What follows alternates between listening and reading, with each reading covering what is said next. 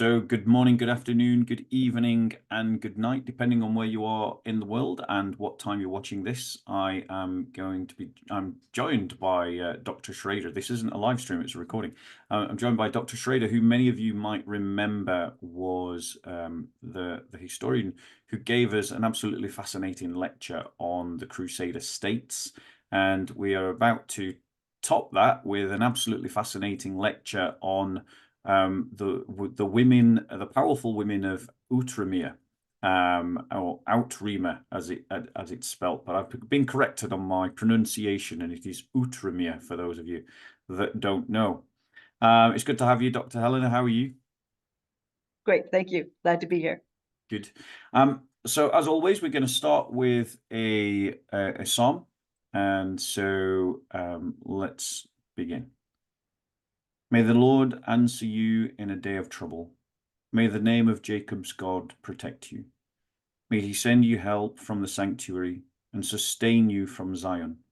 May he remember all your offerings and accept your burnt offerings, Selah. May he give you what your heart desires and fulfill your whole purpose. Let us shout for joy at your victory and lift the banner in the name of our God. May the Lord fulfill all your requests. Now I know that the Lord gives victory to his anointed.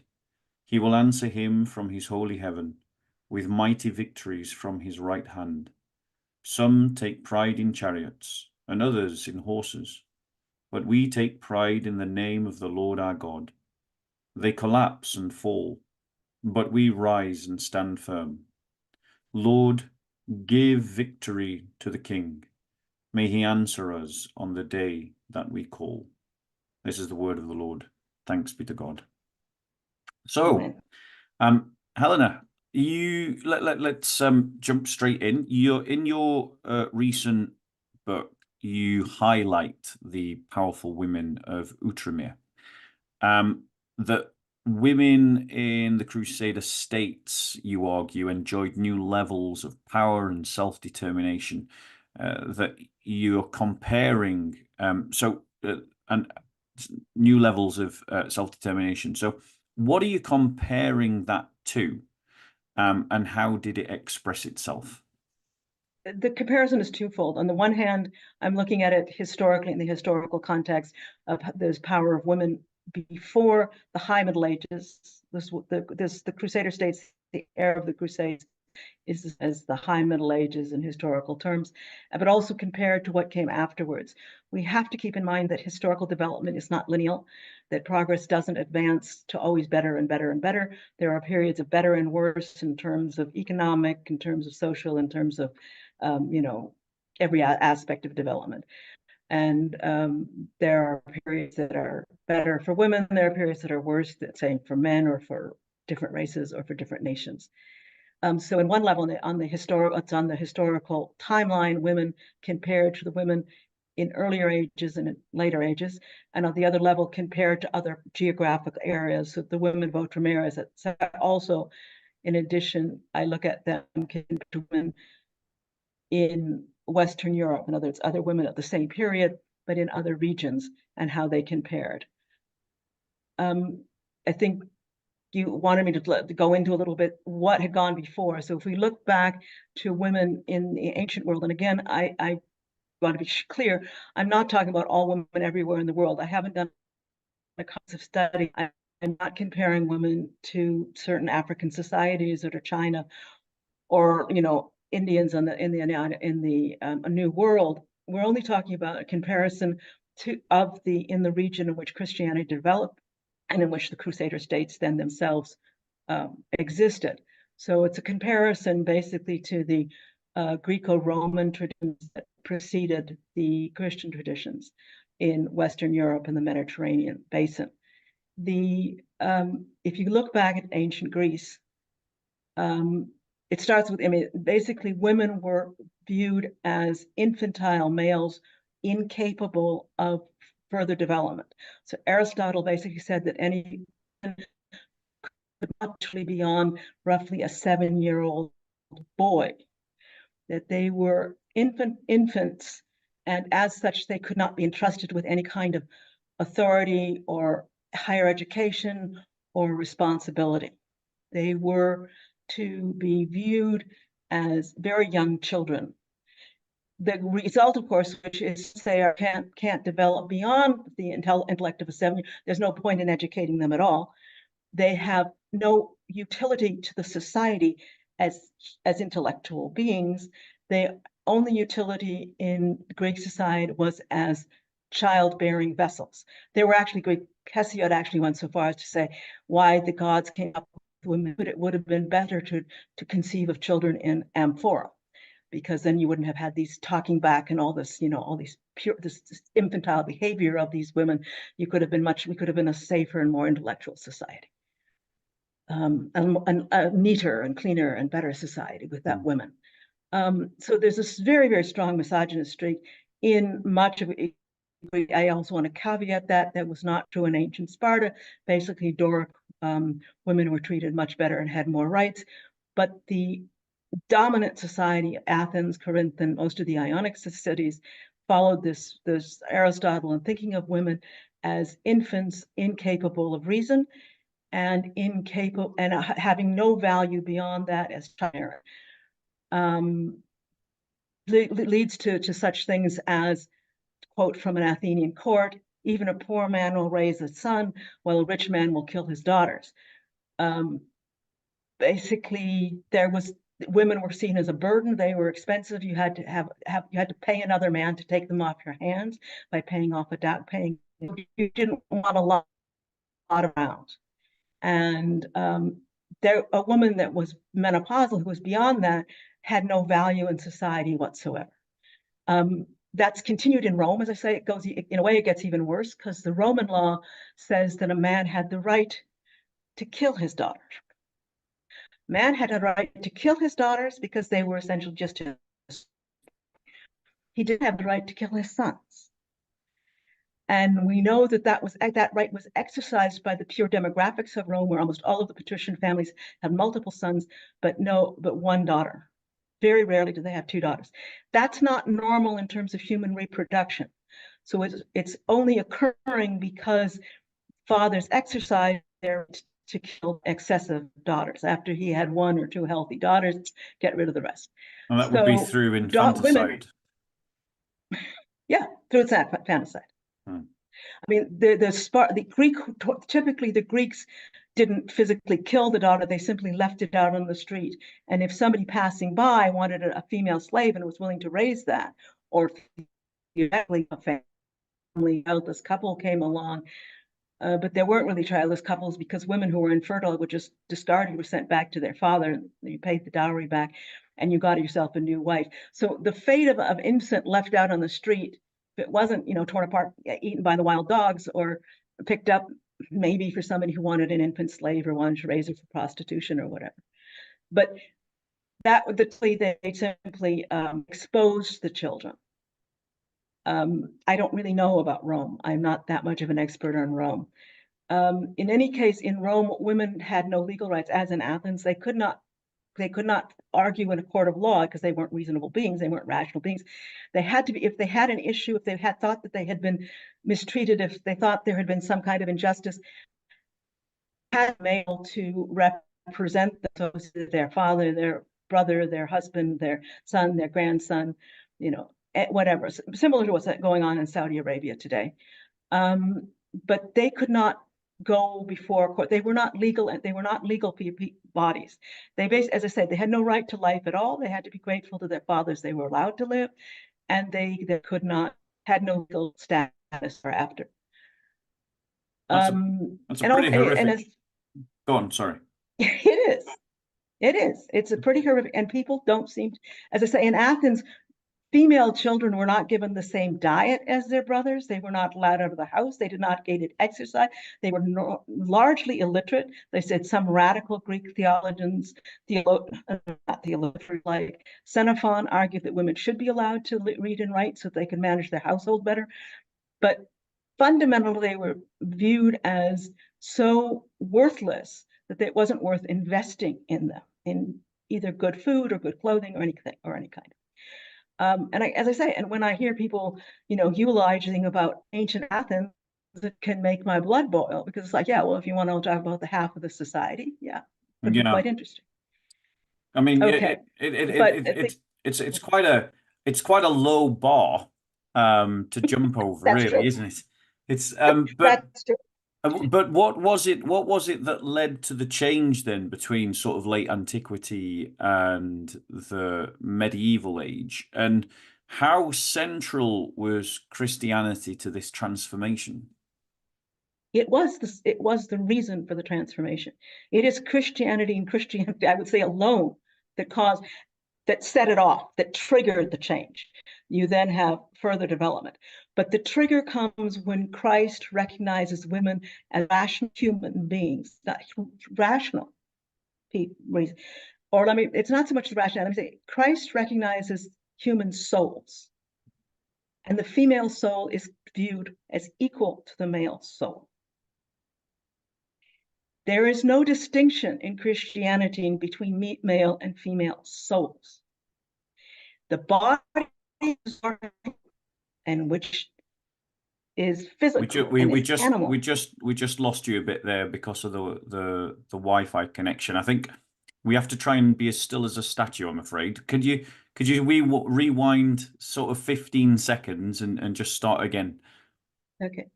I was saying that the human body, which is mortal and animal, has sex. There can be male and female bodies. The soul does not have a sex. And the importance of that is that, as I say, whereas the body, you have a weaker sex, or you might have is an equality of souls in Christian theology. From that equals a number of, oops, now we are unstable. Are you there? Now I'm back. Okay, so we were talking about, I mean, certainly in the faith, the male and female receive an equality, and Paul says that there's neither man nor woman in Christ, and what he means by that is that the kind of that there's a radical equality amongst believers within the church, in that we're all called to serve one another. We're all priests of God. We're all ministers to God. I wouldn't maybe go so far as to say that there is the soul doesn't have a gender. I think because in the resurrection we're resurrected as male and female, but in terms of the radical equality that was there present in the early church, and the fact that Christ does recognize women as reasonable creatures, rational creatures. He teaches them, and he lets them listen to his lessons, to what he has to teach. Yeah, go on. You if you want to take up your theme from there. What derives from that idea of equality is that then the one is not dominating the other. So first derivative is that the marriage is no longer a contract. The male father gives a piece of property to a male husband. It is a contract between two equals. Both have to consent, and both are bound in equal measure. In the Roman and Greek tradition, there was no value placed on male chastity. Men could have as many prostitutes, slaves, concubines as they wanted.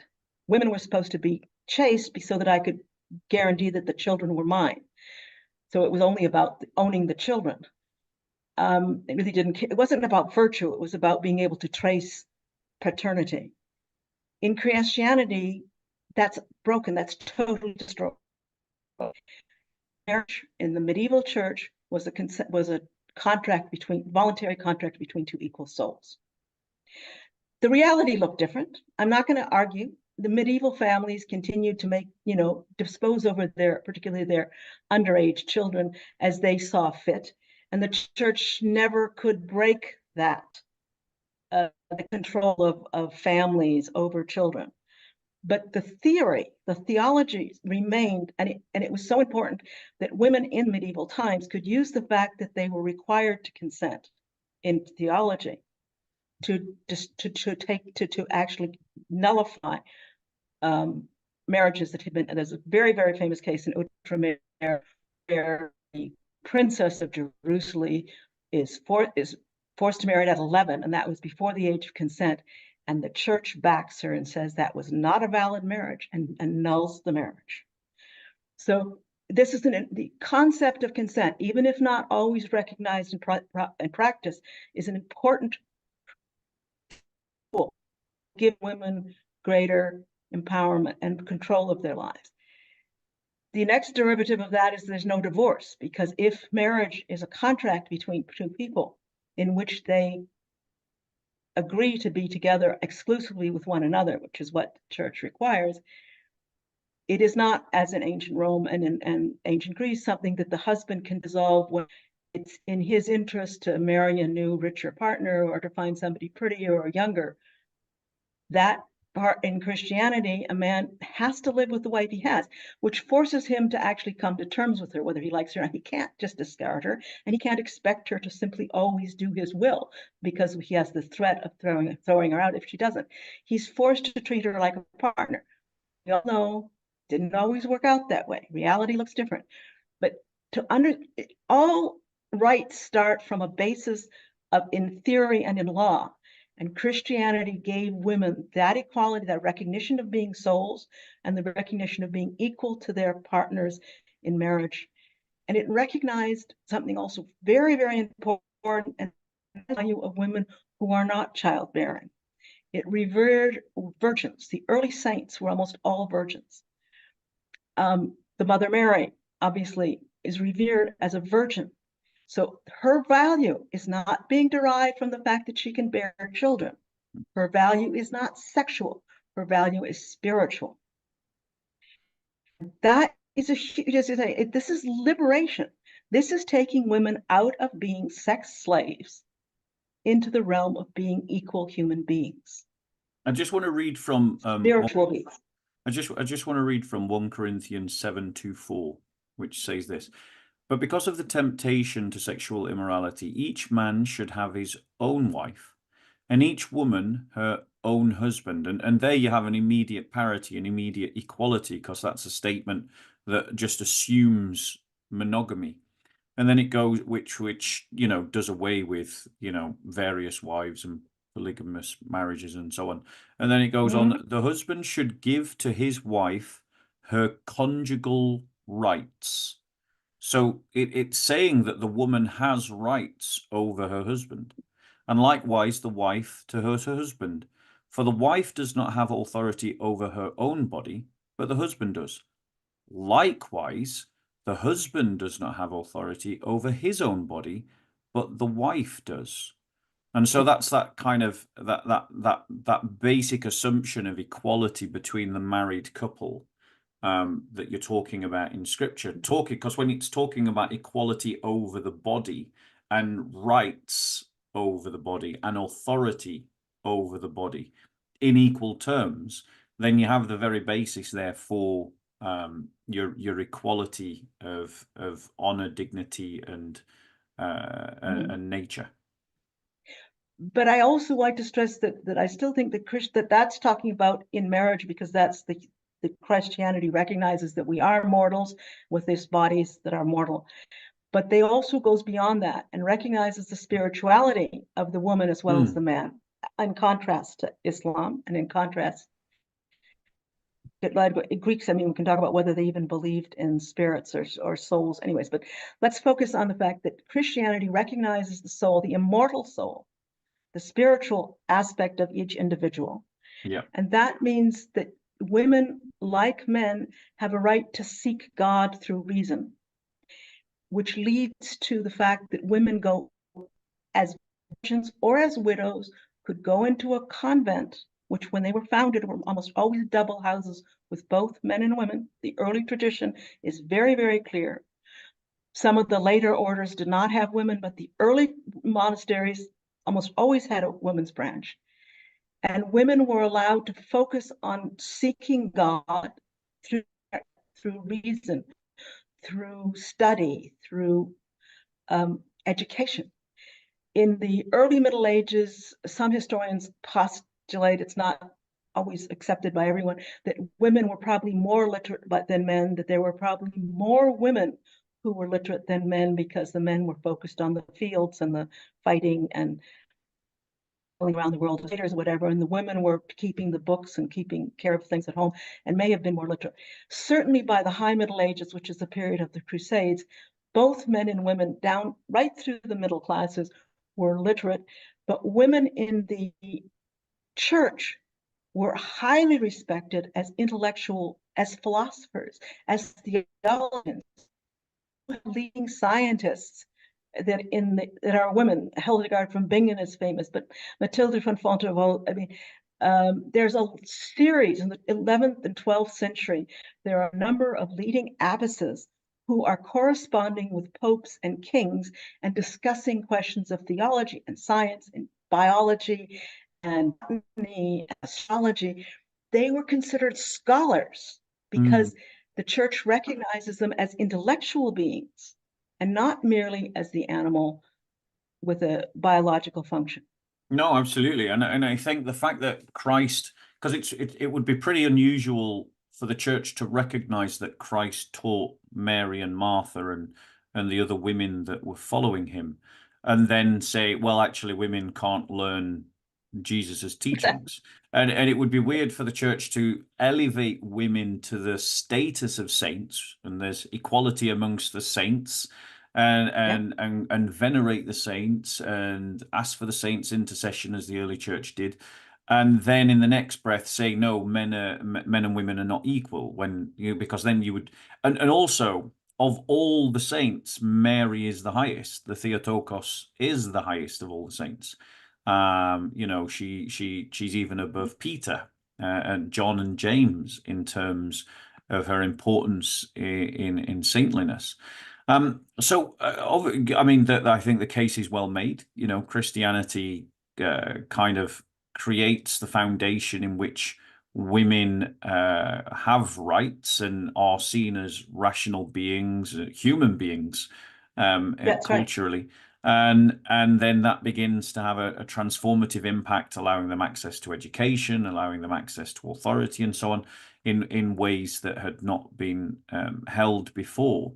But what else contributed to this transformation in addition to Christianity? So you draw out of that evolving over the hundreds of years after the collapse of the Roman Empire, you get a new economic system that we call feudalism. And this evolves also from incredibly important. I'm sorry, could you if you just rewind again, and I'm gonna have to try and I encourage you to be a statue, because whenever you move, whenever you move, it gets crackly. But if you just remain still, you're coming through much better audibly. I think it's my hands. I'll try to keep my hands still. I can't overstress how important Christianity was in the evolution of feudalism, in that Christianity did not. This is going to sound weird to some people, but the early Christian church did not recognize the right of one Christian to own another Christian. It abhorred the slavery of other Christians. Of course, they did allow the slavery of non-Christians. But if you do not recognize the right of people to own slaves, Christian slaves, you immediately have emancipated basically the entire working class in Western Europe, which meant that rather than being able to run estates with slaves, you had to have a new status. And this is the evolution to the serf status and the idea of people serving in a hierarchical system that we call feudalism, in which the people at the lowest end are not slaves. They are not owned. They are tied to the land, but they cannot be thrown off the land. They have rights. As well as they have rights and privileges as duties. And this system of feudalism that evolves then over the hundreds of years between the fall of the Roman Empire and the High Middle Ages that I'm talking about, what we're calling high feudalism, High Middle Ages. This evolution, women are recognized as feudal overlords and as vassals. You cannot, again, I cannot stress how important that is.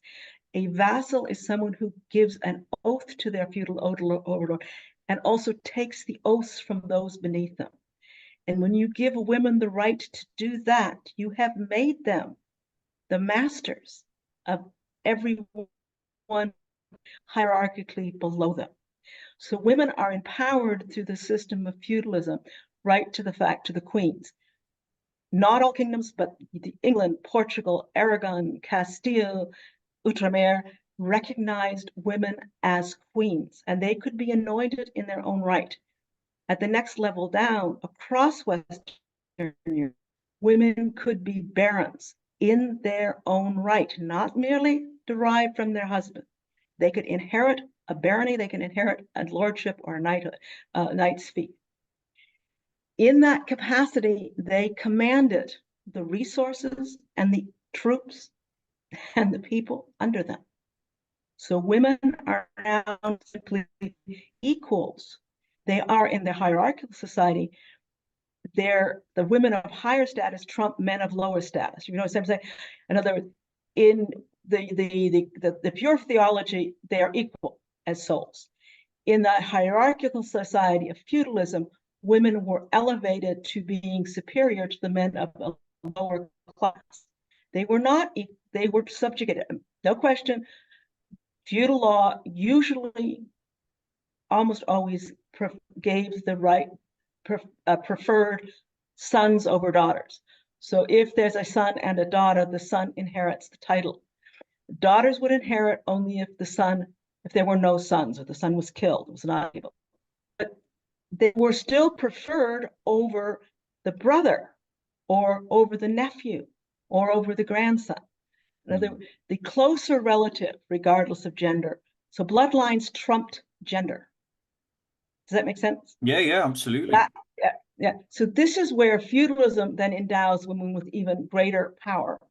It also, part of feudalism was the right to inherit, or the underlying concept is the right to inherit a fief, inherit a barony, inherit a kingdom. It also goes down the other way. It means that a peasant girl could also inherit her father's lands.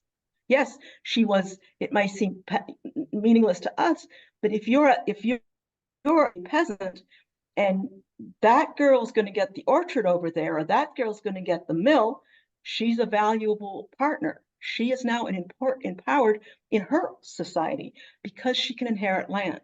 She can inherit, and if she can inherit, she controls what she inherits.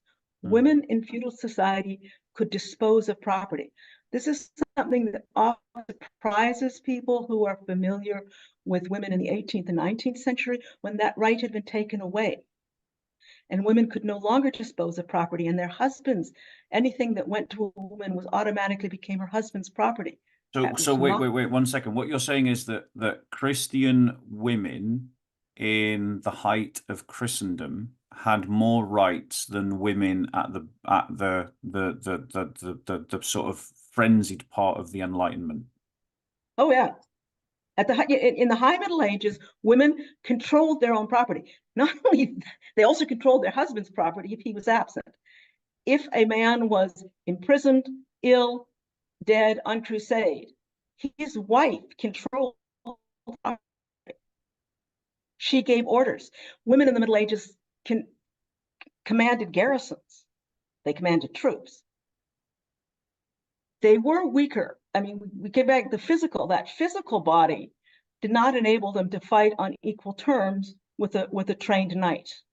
That's not, they don't have all the mechanism. It doesn't matter whether a woman or a man is sitting in the cockpit of a jet fighter. That was different in the Middle Ages. But she commanded the troops of her husband. And as I said, and I'm going to go back to the property and stop using my hands.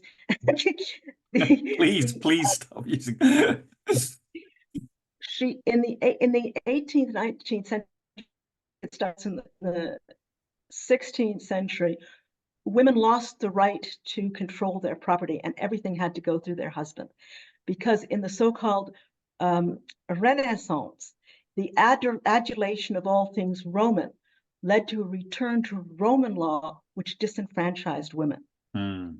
And through the this adulation of a pagan society, denied women rights that were not restored to them basically until the 20th century. That has a very interesting, and I am just going to remind you to keep the hands still. Yeah, but that has an interesting impact on a lot of the current kind of modern debates that I know that prior to this interview we said we weren't going to get into the modern stuff. We're just going to stick with history. So I'll make the comment, but like it has a lot of avenues out that argument about the Renaissance and the elevation of Roman culture, resulting actually in a reduction of women's rights compared to the naturally organic rights that women had in a Christian culture. It has an interesting impact on how Christians today might think about some of the debates around women, and how that debate interacts with wider sort of debates connected to feminism and misogyny. Were there other influences that elevated the women of medieval world apart from feudalism? Yeah, so the first step is Christianity, the second step is feudalism, the third step is chivalry, which really doesn't emerge until this period, the 12th century. Yeah, the 12th century, we can say, is where the chivalric age begins. And chivalry takes the concept of valuing somebody for their soul and character to the next level and makes it the center of the love. So that chivalry introduces the concept that a man can become more chivalrous, more noble, more courageous, more generous, more noble through the love of a lady. But that is not a lady that he will necessarily have a sexual relationship with. He may. Some of the great chivalric romances are about a husband and a wife. Some of them are not. Some of them imply, as in Lancelot and Guinevere, that they do have a consummation. Some of them do not. Chivalry itself actually sees it much more as a platonic relationship, which is imitating again the Christian love of I am valuing. They're supposed to value each other for their character and not for money, for their title, or their looks.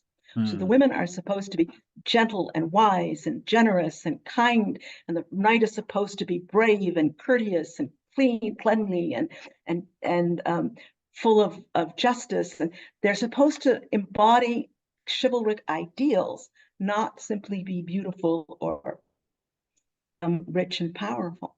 And how does that elevate the? So I mean, the chivalric code is something that I'm fascinated with, and you know, it's certainly the creation of the church. The chivalric code. It was a way of taming knights and turning them into like warriors for Christ, and turning them into gentler men. The defenders of the church, of widows and orphans. Yeah. The defenders of the weak. A chivalric knight was supposed to defend the weak. Wasn't one aspect of the chivalric code is that the whatever the mission was, it had to be sanctioned by your love? Like, wasn't that, or am I just making that up as a romantic ideal? I'm not gonna. It may have been. Let's be fair. That when chivalry evolved, it's something that many people are writing about. There are different books about it. There are different authors who write about it. As in anything, as theology itself, there are many people who will define it in different ways. So I'm not going to say it's not. Fair enough. I don't think that is universally the case. C.S. Lewis written on chivalry, and I encourage everyone to read it. I think he wrote an essay in it called "Men Without Chests: The Need for Chivalry," or you know, and he writes on the chivalric code. C.S. Lewis, and it's a really beautiful short work, but it's very elegant and a very beautiful description of what chivalry is. So go on, tell us how chivalry elevates women then in terms of their power and influence. Because it says that women are what inspire a knight, it's the love of a lady that will motivate him to strive. Now, the Templars always said that their lady love was the Virgin Mary. It was the love of a woman that inspired them to great deeds. For most knights, it would be an ordinary mortal woman, but some knights actually devoted to other female saints. But in the chivalric code, the woman always has feudalism, the hierarchy. Within chivalry, the woman always has the higher rank. So the knight will kneel to her like a vassal in the art, and if you look at illumination documents, the knight will be shown kneeling to his lady with his hands folded and her enclosing the hands. That is the gesture of him submitting to her. She is his lord. In fact, she's referred to Don. No, Helena, we just lost you for a couple. Sorry, if you rewind, yes, if you rewind 10 seconds and just like he honors her like a vassal, like a vassal. Yeah, exactly. He kneels to her like a vassal, and he refers to her as my lord in the masculine, because he is submitting to her. She is the one who determines. She is the higher. In other words, so she takes the higher rank within chivalry, and he is serving her. I think one of the reasons for that was that the time when the chivalric code was being sort of constructed by the church and cultivated by the church, along with the peace of God and the truce of God, France was being torn apart by warring barons and feudal lords.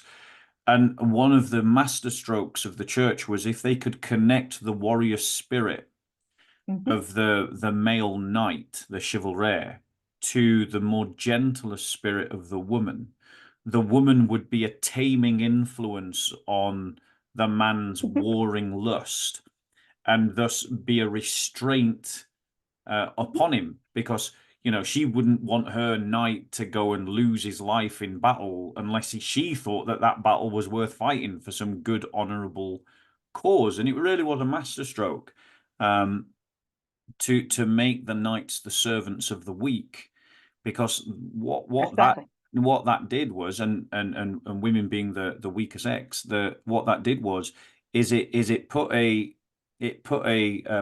bit, if we imagine the knight as a horse, it put a bit in his mouth so that his fury and frenzy could be steered in a certain direction.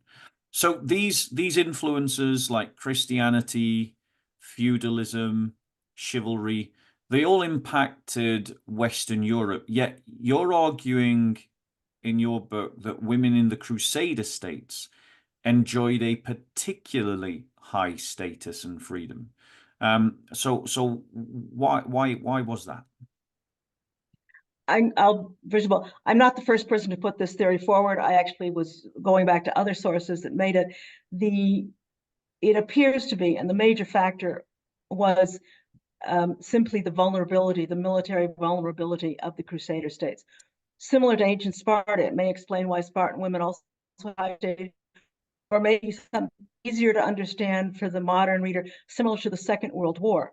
The fact that you had high demands on manpower meant that women had to step up and take over positions and duties and functions that otherwise might have been filled by men. So you see in the Second World War in Britain and that's why we're much better off in the Second World War than American women were. The fact that there was a serious shortfall in manpower forced the armed forces, often very much against their whim, to take women into jobs and functions that they had previously not held, in intelligence, in all sorts of aircraft mechanics. I mean, code and cipher work. I mean, some of the really dramatic things where women had power and authority and real really interesting and not just subordinate and clerical or a catering kind of jobs. The same thing is happening in Outremer, only it's double. They are surrounded by enemies, basically. They have a very small minority in Outremer that can Sometimes, if 3 years later, you can sometimes get reinforcements from the West, but they basically had to defend themselves, and that meant that they were on a permanent war footing. I come back to the, yeah, it was okay. It was like being in total war. Mm. This was double. On the one hand, the rates of mortality among males was much higher in Outremer than it was in Western Europe. And that leads to women inheriting those feudal fiefs faster and more frequently than in the West. And I should point out that a study just looking at Champagne, so one county in France, showed that women in France were inheriting at a rate slightly over 1/3. So 1/3, basically 1/3 of your lords at any one time would actually be female, your barons of your feudal class. In Outremer, it was higher, and that means that women are in positions of power more frequently than they are in the West. It continues that because in the West, the feudal duty was 40 days a year. You correct me if I'm wrong, but that was what I remember from Britain and France. In Outremer, there was no limit to how long a man could be serving. So even if he was alive, he might be marched with the feudal army in Antioch or in Edessa because they've been attacked. And he's away for months running the store. Yep. Whether it's the baroness or it's the archer or it's the man at arms, it's his wife who's running the economy. At the level at the top of the Melisenda, the Outremer, the kingdom could be inherited by women. Melisenda was a very effective. She ruled for almost 30 years or years. Her husband and later her son often was away fighting. She was doing all of the feudal. She was running the courts. She was running the economy. She was, doing the patronage. She was doing all the things that kings do, queens do, when there's no war on. She had the entire power in her hands, to say, right down to the shopkeeper, because if there's a war on, it's not just the knights that are fighting; it is also your archers and your men at arms and your sergeants. So so the women are doing that when they're away. You can't say, "Oh, that was fine for 8 months, but now I'm back." She's the one doing it. It just created an equality.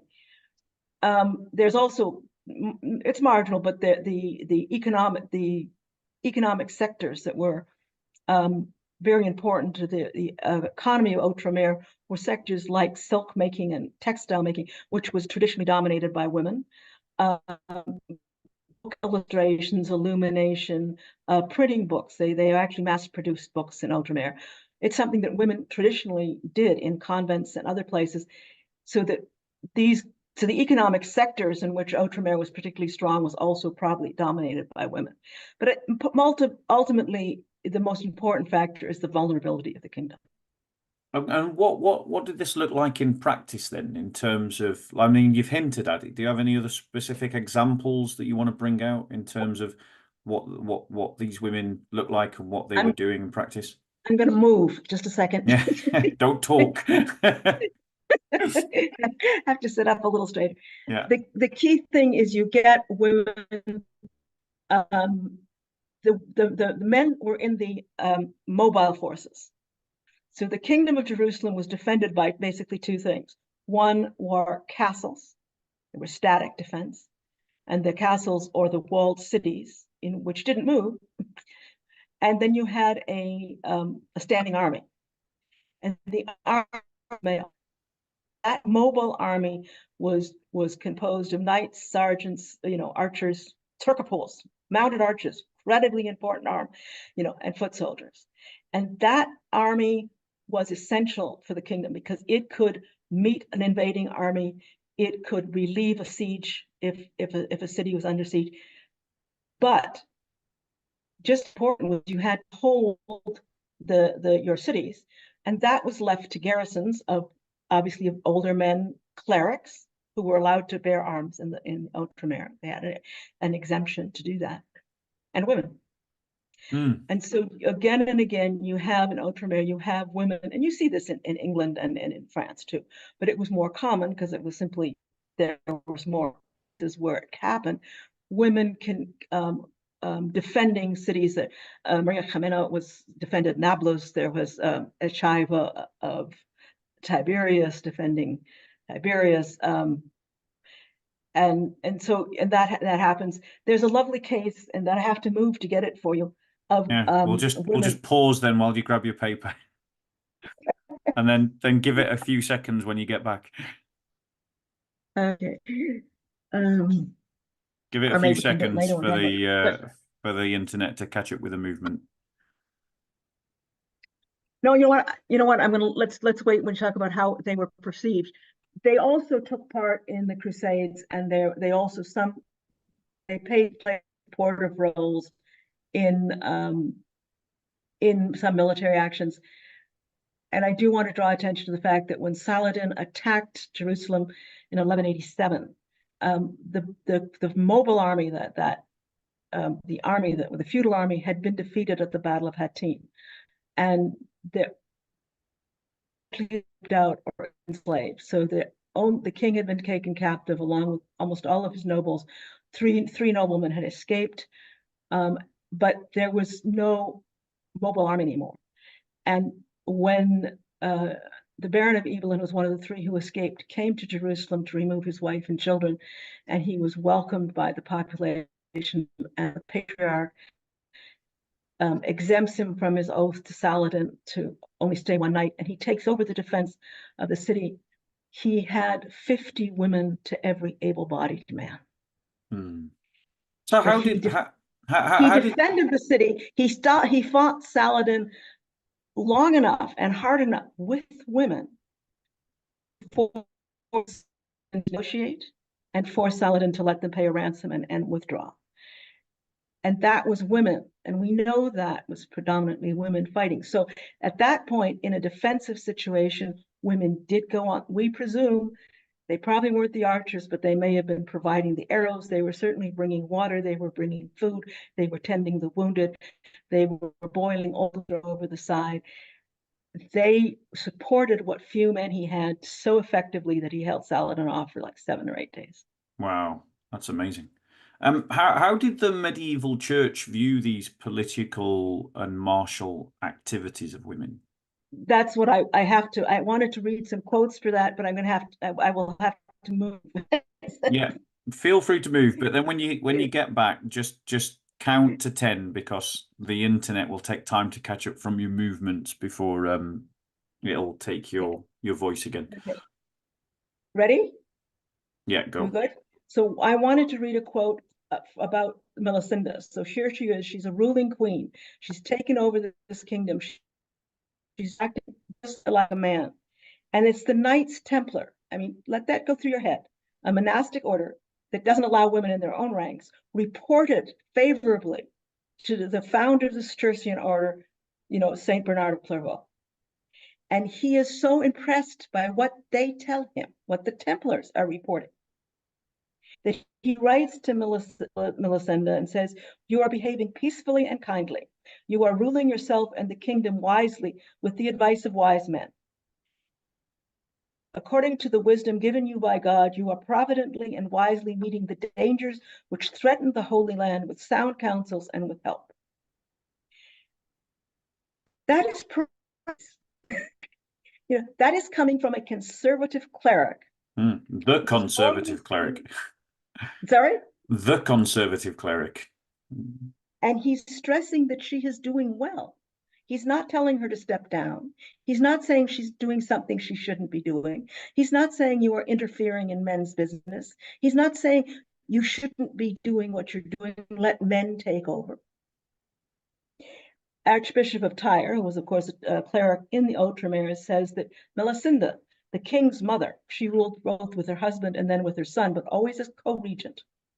She was not just the regent for her son, she was a crowned queen when her son came of age, and they remained regents, more William and Mary. So Melisenda, the king's mother, was a woman of great wisdom who had much experience in all kinds of secular affairs.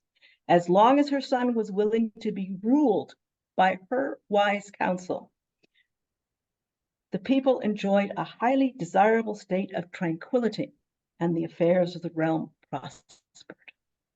Wow, really beautiful. So, Any other ones you want to throw in there? yep, I'm going to throw it. At her death, William of Tyre followed Queen Melisenda, a woman of unusual wisdom and discretion, fell ill of an incurable disease. For 30 years and more, during the lifetime of her husband, as well as afterwards in the reign of her son, Melisenda had governed the kingdom with strength surpassing that of most women, and her rule has been wise and judicious. Was Then Melisenda just an unusual case, or were there other cases of women being praised? Absolutely. That's what I have here. So the Countess of Edessa, her husband is first the it's really horrible, one of the worst slaughters. They took the city. They really barbarically took it. It shocked even the Muslim world. Her husband then tried to take. He had been away. He tried to go back. He gets captured, gets killed, and she's left with actually nothing. Left behind was Jocelyn's countess, soon-to-be widow Beatrice, and 3 small children, 2 daughters and a son. Sorry, who took the city? My apologies. It's no, it's not Nur ad-Din. It's or is it Nur ad-Din? No. It was it's when the Muslims took the city. They took it with such barbarity. Because even other Muslims. Okay, sorry. Other Muslim leaders criticized the barbarity of the attack, but and the Archbishop of Tyre writes that the situation was catastrophic. I'm saying the situation was catastrophic, but she neither despaired nor did she. He writes. Tyre writes, with the assistance of the principal men still in the kingdom, Beatrice tried to govern the people to the best of her ability, and far beyond the strength of woman, she busied herself strengthening the forces of land, supplying them with arms, men, and food. Again, he's saying it in a tone of absolute admiration. Yeah. So what was? And then I had one last. Yeah, go please. Yeah, hit us with one last quote. One last quote, because I think I love this one because it's not a great lady, and it's a quote from the Paragroium at Gestarigas Cardis. So it's one of these accounts. It's anonymous. We don't really know, but it was a cleric. It's usually seen as a eulogy of Richard the Lionheart. But he writes, among those carrying earth to fill the ditch around the city, this was the siege of Acre. Richard the Lionheart trying to take Acre back from Saladin. Around those carrying earth to fill the ditch around the city so that it could be captured more easily was a certain woman. With great care and persistence, she labored on to get the job done. She worked without stopping, untiringly coming and going, encouraging the others as she went. While this woman was busy depositing the earth she had brought, a Turkish sniper shot her with a dart, and she fell writhing to the ground. Her husband and many others came running to her side, and in a weak voice she tearfully begged her husband for a favor. Dearest Lord, I entreat and implore you, my darling, not to let my corpse be removed from here when I am dead. No, because I am lived to labor towards the completion of this work, let my body have a place in the work that I can feel I have achieved something. O admirable faith of the weaker sex, O zeal of woman worthy of imitation. Amen. So there you have a cleric saying that women engaging in basically near combat, but combat activities in the cause of God is admirable and worthy of imitation. Yeah. And this doesn't strike as a high-born woman either. This is probably one of the you know, carrying soil to fill the ditch. Yeah, she's not a high-born woman. That's a farmer's girl that's doing that work. God rest her soul, and may she know eternal joy. Like what? I mean that's really beautiful and a nice way to round off the sort of evidences of the church's praise to women who acted competently and nobly in their lives, and the fact that they obviously did see, you know, that women could act nobly and competently, and that they had a place to. Though a lot of your examples are obviously based in the high stress situation of total war and crusade. So, but what was life like outside of these crisis moments? You know, I mean, obviously, Outremer was not normal. It was on a constant war footing. But in terms of its relative normality, when there was a truce or a peace for a while, what was life like for women in those kinds of circumstances? Touched on that a little bit when I talked about the fact that we're also running the store. In other words, and when we talk about certain silk making or illumination or bookmaking being dominated by women, that means that in the ordinary day, you know, these women were working in trades. I have an interesting, let me see if I can this out. We basically could engage in almost any profession in the Middle Ages. Because later they were so confined, we forget that women in the Middle Ages could not only be bakers and laundresses and hairdressers and things we think of. They could also be smiths and carpenters and coopers and Really? doctors. Yes. Let me see if I could get. I had one of this. I thought I tried to put get some things ready. Great.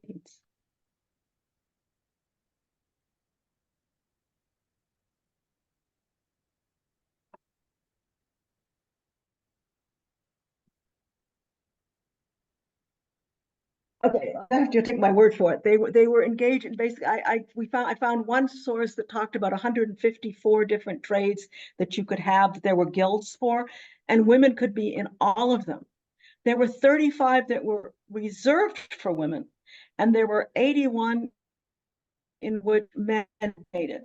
There was no action against women being apothecaries, women being barbers, women being, as I say, smiths, being armorers.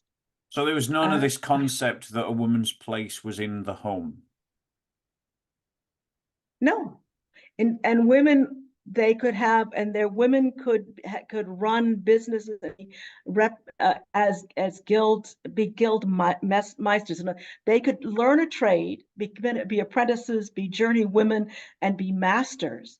They would sit in the guild and they would also be in the bodies that decided whether there had been malpractice or judging people's competency in exam.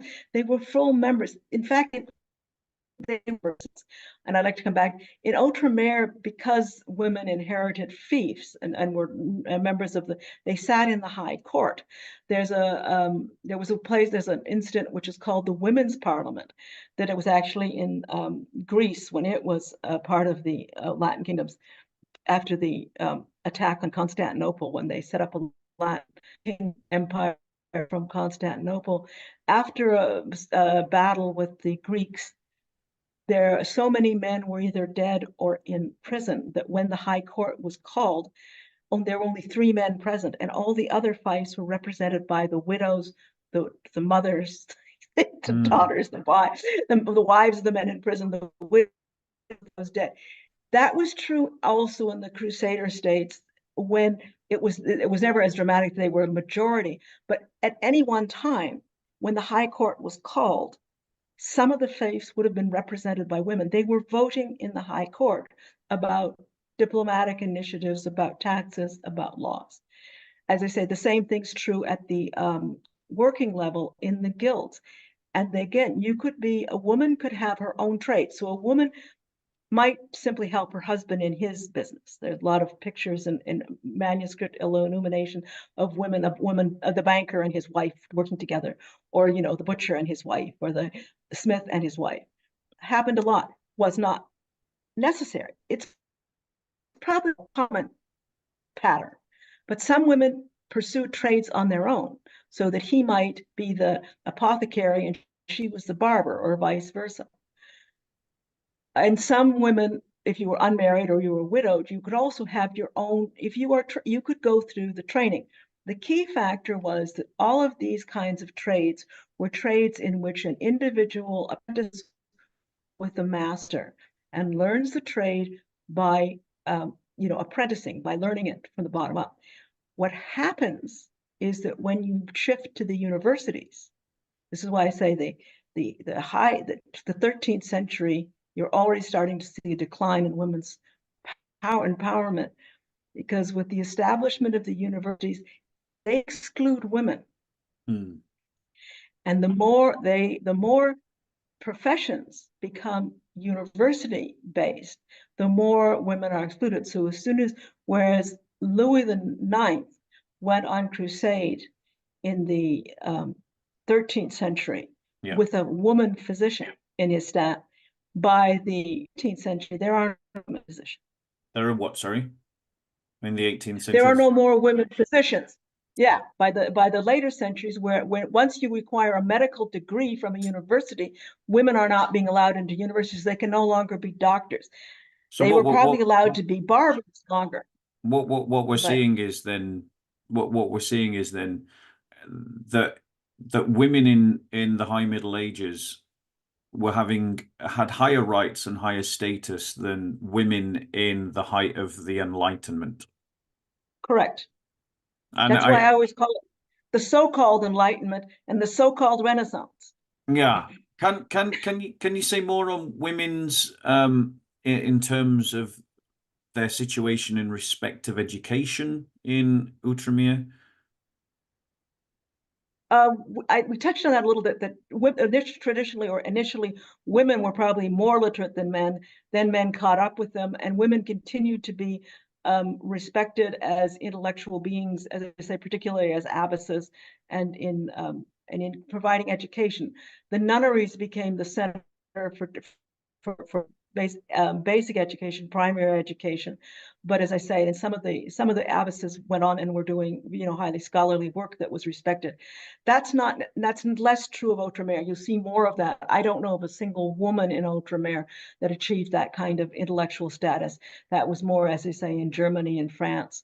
But that was simply because Outremer have any intellectual centers, any theological centers, because it was a frontier state. Yeah. Interestingly enough, Accra was a center of Talmudic study. Right. But because the Jews fled Western Europe, the anti-Semitism of Western Europe, and found peace and quiet. I may be wrong on this, but I'm not sure that in Rabbinic Judaism women are allowed to study the Talmud. But I don't think they are. In the same way that Christian women can study the New Testament. But you've mentioned the creation of the universities, which itself is a fruit of Christian teaching and Christianity.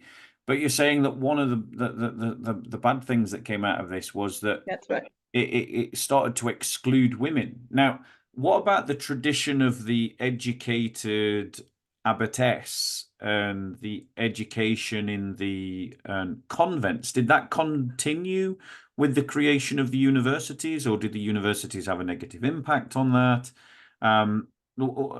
Yeah, I can't answer. I'm just gonna have to say, because that's going into the next centuries, and I would love to see a dissertation on some of what happens. I can speak to what it was, and I know that as I say, 2 centuries later, the fact is women are being excluded from professions, law, and as I say, medicine, because you now require a university degree. But who made the decision that women couldn't go to a university? Why did they allow abbesses to do research and write and publish books on theology and philosophy and botany and all the things, and then 100 years later not admit them to universities?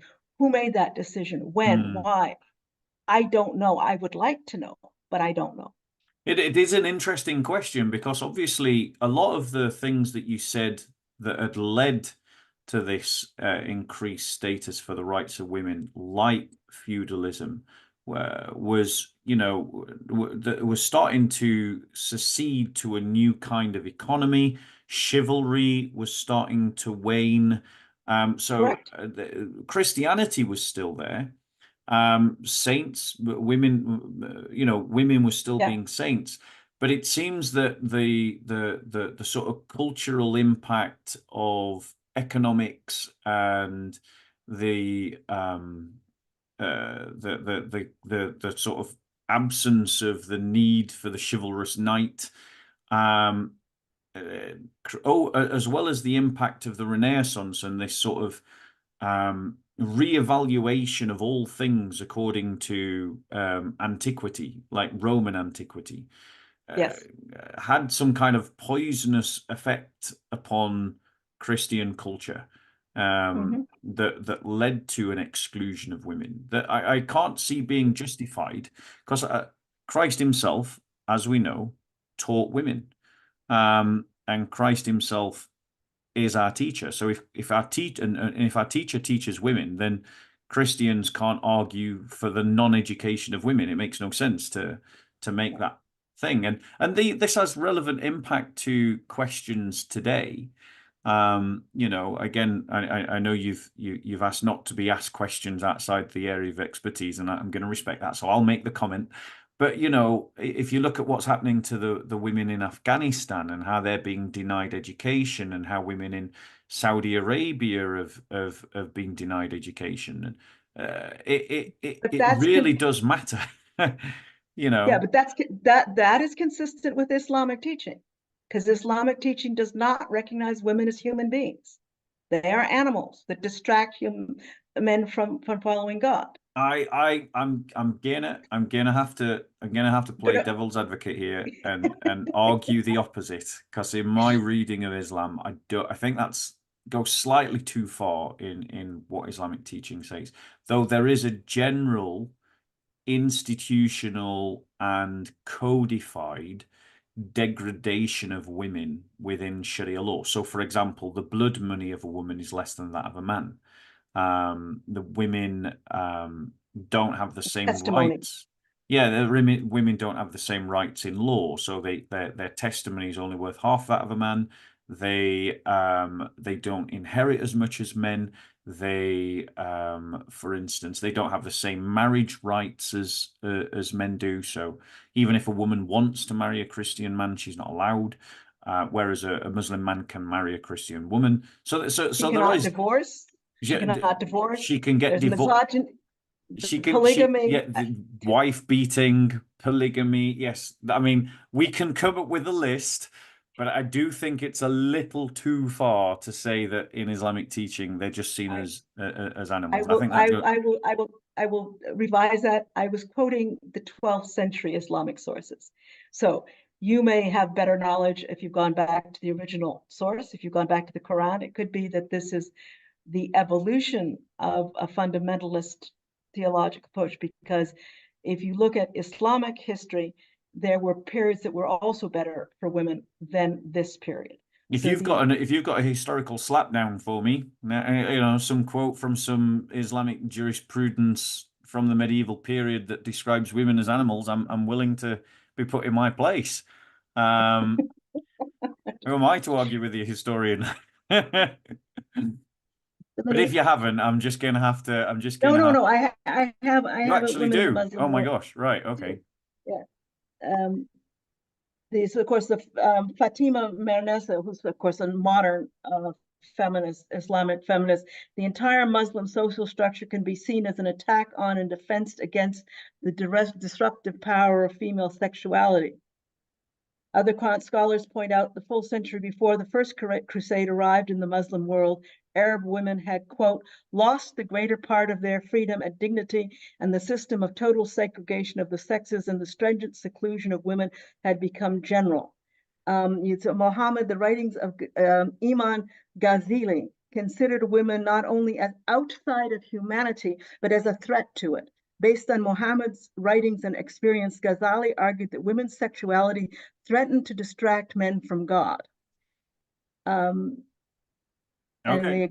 he relegated women to the realm of animals because they were incapable of reason in following Aristotle tradition. Interesting. Okay, right. So Well, I mean, I'm sure there'll be stuff to look into there in terms of Al-Ghazali's writings. I'm just curious because I'm just conscious of time and the fact we got to get through some questions. In terms of your research, were there any women in Outremer or in the high medieval ages that particularly attracted you or intrigued you? you know what? I think we'll skip that. People can read my book. It's filled with biographies. There's lots of great stories. As in any period in history, you, you there are wonderful stories. But I think, as you say, in the interest of time and No, no, your we're of tracking well with time, but no, we won't be no, tracking well with time if we don't ask this question at this point in the interview. So we're good for time, but well, I've got to move us forward to keep track with the time. So yeah, don't worry about skipping it. We want to talk about it. there's So a who's wonderful your story. favorite? Just like there's a woman by the name of Isabella de Iblan, and she inherits the faith of Beirut. Beirut is a really important fight. I mean, this is big, it's strong, it's big. And there's the two daughters, she inherits the fight. And but this is this is in the late, so it's the second half of the 13th century, and the kingdom, the Mamluks are rising, the kingdom is disintegrating. The Mamluks have taken many of the ports on the city. Beirut's basically quite isolated, and she renews a truce that her father had made with the then Sultan of Syria. But the Henry III of Cyprus becomes king of Jerusalem. As I say, it's a little because the kingdoms of Jerusalem and Cyprus have been separate, and then the Hohenstaufens take over, and the Hohenstaufen line dies out, and there's a struggle, a power struggle between various barons of Ahusa. Henry III finally wins that power struggle and decides now he's the overlord of Beirut, and he wants to force a marriage on Isabella d'Iblan of Beirut.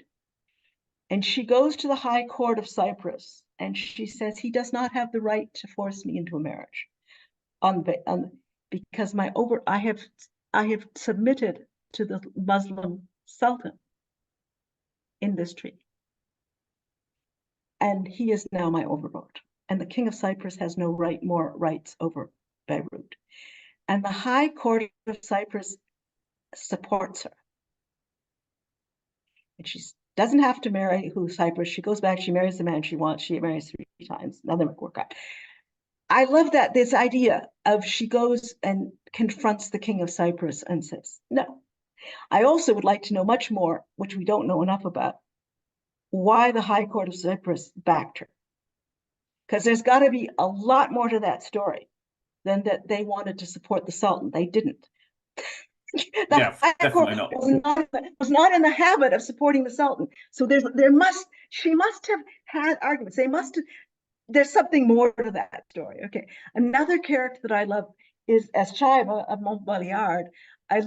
She's one of these people who comes up because she's not a ruling queen. She's not and yet she appears in 2 separate primary sources. One of them is Philip de Navarre's history of the war between Frederick Hohenstaufen and the Ibelins, and the other is in the beautiful biography of Saint Louis by Joinville, and who, of course, he was the constable. Was he constable? No, what he was? The seneschal of France wrote about his friend Saint Louis.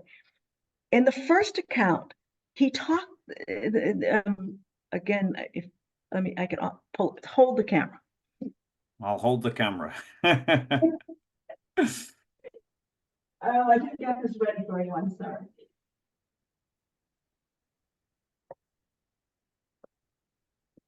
So again, I know your audience doesn't know the history of Outremer that well, so it's complicated. But there was a struggle between Frederick Hohenstaufen, who was trying to impose an authoritarian regime which did not recognize the rights of the barons and the Constitution of Jerusalem. This is another topic we could have. Was this just around the time just before the Barons' Crusade, or? This is the Barons' Crusade is actually part of that whole struggle. It's one of the later stages of it.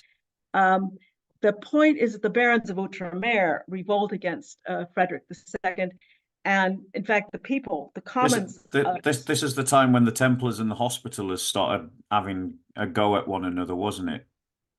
It starts to break, but they weren't fighting in the streets. That comes a little bit later. Right. Yeah. I kind of roughly know the period in my head. Those are sort of like the tail end of it because what happens is, because Friedrich Hohenstaufen tries to impose he has this fake crusade where he comes in having already done a deal with one of the sultans. So the Sultan of Egypt says he can have Jerusalem, which belonged to the Sultan of Syria. Of course, the Sultan of Syria, it's like the king of France saying to the English, well, you can have Germany if you like, just take it for me, and then you can have it. You know, so the Sultan of Egypt says to Frederick, if you come and conquer Jerusalem, I'll give it to you. I don't have it. It belongs to my cousin, but you can come and have it. So but what happens, unfortunately for Frederick, is that the Sultan of Syria dies, and his son is a young boy. So the Sultan of Egypt actually does control Jerusalem, and he doesn't want to give it up, and he doesn't see any reason to honor his promise because he already owns it. So why should he give it away? He was only promising to give it to somebody who would conquer it for him. So Frederick comes to the Holy Land in 1228 in this desperate attempt to it's not sanctioned. He's excommunicated by the Pope. The Templars and therefore the Hospitallers withdraw, will not take part in the crusade. And he brings many more artists and concubines than fighting men with him, because he thinks he's got a deal done with the Sultan Al-Kamil, and that he's going to just get Jerusalem back. He does get Jerusalem back, and it's often portrayed as this incredibly victorious thing that he did what all the other crusades failed to do, bloodless victory. No, he did nothing. They loaned him Jerusalem for 10 years, because no truce lasts longer than 10 years in Islam, Sharia law at this time. No truce with infidels could last more than 10 years, 10 months. He's allowed, and even the Templars and Hospitallers say they won't even go back to Jerusalem. It's so insecure, and ultimately 40,000 Christians get slaughtered 10 years later because they have gone back, and there's no defenses because the treaty denied them the right to defense. Build walls. It was a fabricated victory to try to one-upsmanship on the Pope and everything else that goes with it. As a result, Friedrich II tries to disenfranchise. He tries to take fiefs away from barons who lived there for 100 years. His ancestors fought for it. He tries to and that's against feudal law. In feudal law, he's not an absolute monarch. He's trying to act like an absolute monarch. We're getting back to why did the rights of women. It's not just the rights of women that were lost. When you get towards the Renaissance and Enlightenment and absolutism, it's the rights of every single subject of a king that are eroded. Absolutism is a return to despotism. To the Caesars. Feudalism is not. Feudalism is contract. There's a contract between the ruler and the ruled, and the ruler owes things to his subjects. Frederick is trying to introduce absolutism. The barons of Outremer, led by the Evelins, revolt against that and insist on the Constitution of Outremer, which does not recognize this absolutism. And there's a long civil war that revolved. And that's gone a long way off the subject, but in the course of this civil war, there's a period when the emperor's men have taken control of Cyprus while the rebel barons are on the mainland. And those rapacious imperial appointees are literally rounding up the women and children of the rebel families and humiliating them, imprisoning them. And some of them seek refuge with the hospital, and they are torn away from the altar, etc. I mean, they seek refuge with the holy orders. The only one that defends them is the Hospitallers, I should say, because most of the other orders were, of course, non-armed or unarmed, and the men of the Frederick were willing to go into the churches and drag people out.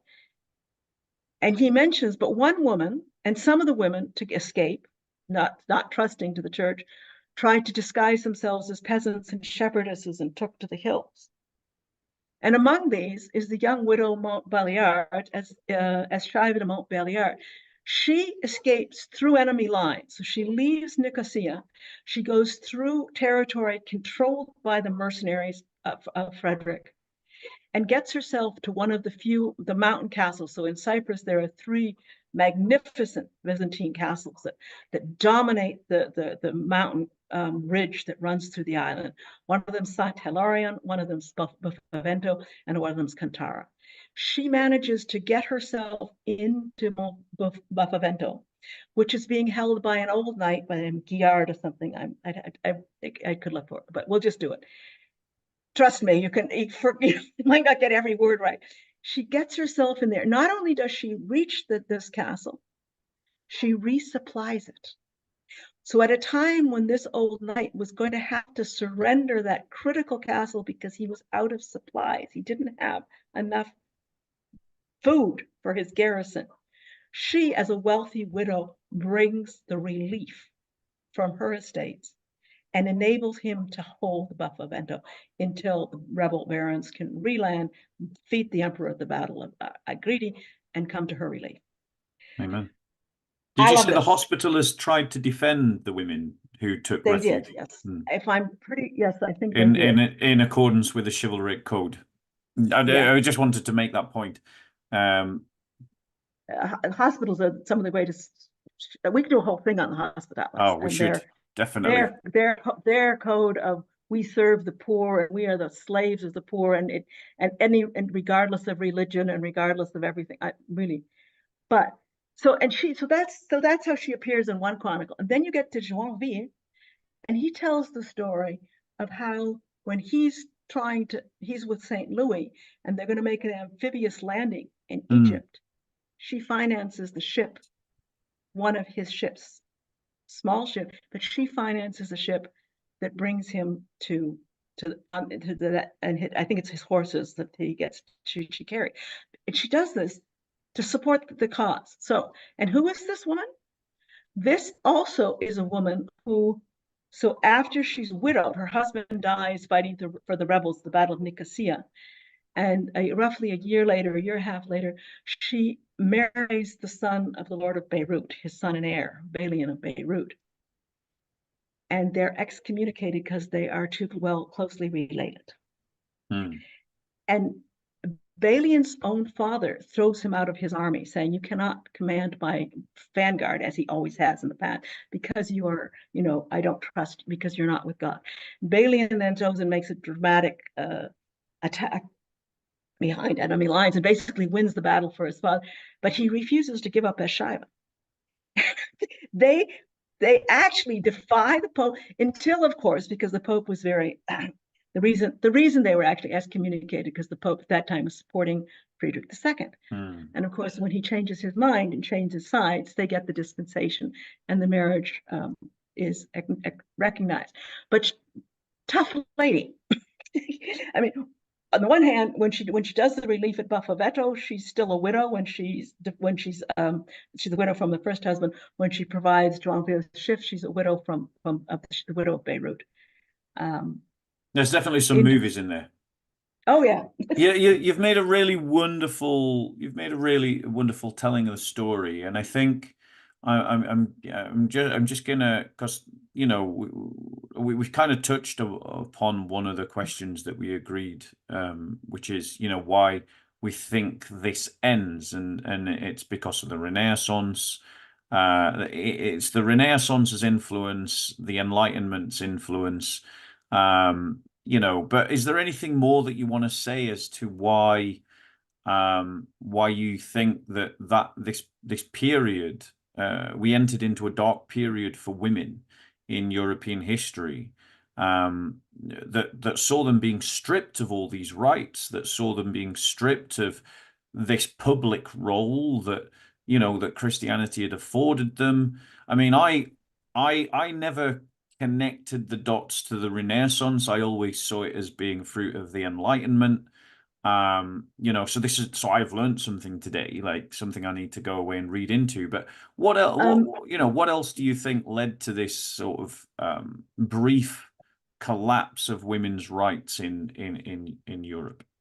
not so brief, it was about 300 or 400 years. I would recommend, I'm not allowed to move my hand, so I'm not going to show you the book. But if you don't know it, the French historian Regina, Yeah, you can show Regine, us I the don't, book. Pernod. Yeah, Yeah, women in the days of the cathedrals. yeah, Can you see that? yeah. Women in the days of cathedrals. She's the one who puts forward this thesis that it was the adulation of Roman law and things. So if you're interested in the topic, you might, if you don't know it already, you might want to take a good look at that. Mm, I would like to see more done on the topic. I don't think there's enough. And again, as always, you read something, we can see that there's a deterioration. She makes the connection with the Roman law, but there hasn't been enough scholarly debate and discussion about it that I know of. Maybe I'm out of touch to say that there aren't other possibilities. I don't know. I would love to see more. Um, However, what I do want to say, my final remarks, is it's a clear indication, as I say, that development is not linear. And just because we're enjoying a good period now doesn't mean we can afford to, not be on our, how do you say, on our defenses, that we can't, yeah. you have to fight every day for democracy and every day for rights, because it's so easy for people who want to exploit you to take them away. And I I will think. now say Yeah, no, no. I was something. gonna. No, go on. I'll let you finish, Helena. I will say something. I said I didn't want to talk to contemporary events, but when I hear modern Christians saying that women have no place beyond bearing children, and women who do not bear children should not have equal rights to those who do, and that postmenopausal women's only purpose is to take care of grandchildren, that is heresy. I'd agree. And they should be called up. They are not Christians. Just as it is not Christian to say it's all right to commit adultery as long as you do it with a porno star.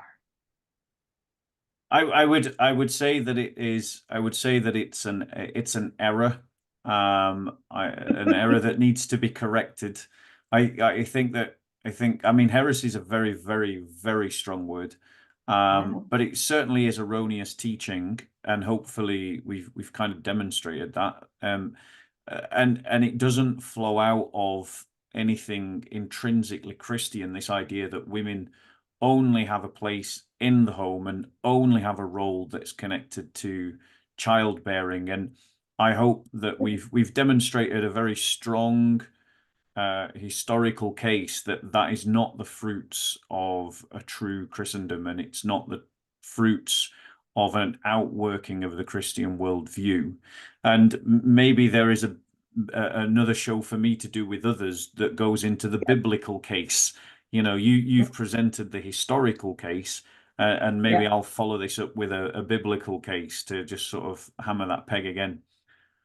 But Yeah, but also, of course, the cult of the Virgin comes a little bit, it's not quite biblical, but looking at the church history and the place that is given to the Virgin Mary is not compatible with the view that only childbearing women have any role Well, and any value. I can hear the comeback. It is that Mary is important because she had Jesus, which is true. But the point is the elevation of virgin saints still occurs, and so the point is made even if Mary herself has her value as the Theotokos.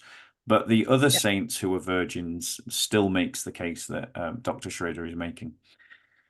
Thank you, Dr. Schrader. That was really wonderful and a very poignant point to make. I think that, when you compare, for instance, the vision of the caliphate that's been thrust upon women in Afghanistan, the reduction of women's rights in Saudi Arabia, and as well as the sort of toxic kind of masculinity, and I do mean that not in some progressive sense. I'm talking from a chivalric sense of the word. Mm. That this kind of toxic anti-woman sort of rhetoric that's reverberating around certain edges of the church, It's a very timely reminder that Christendom afforded women great rights and great privileges from a Christian culture and worldview. So thank you very much for helping to demonstrate that case. Thank you. Okay, thank you. Bye-bye. Bye-bye.